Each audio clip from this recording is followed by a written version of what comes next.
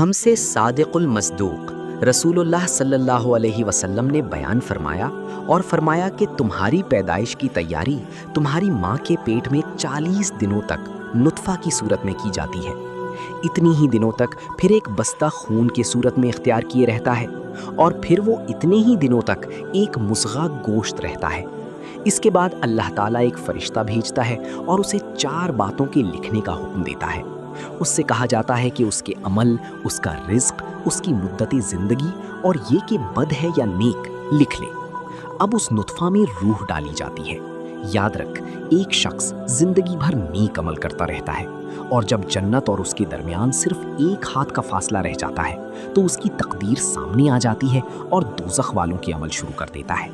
اسی طرح ایک شخص زندگی بھر بری کام کرتا رہتا ہے اور جب دوزخ اور اس کے درمیان صرف 1 ہاتھ کا فاصلہ رہ جاتا ہے تو اس کی تقدیر غالب آ جاتی ہے اور جنت والوں کے کام شروع کر دیتا ہے۔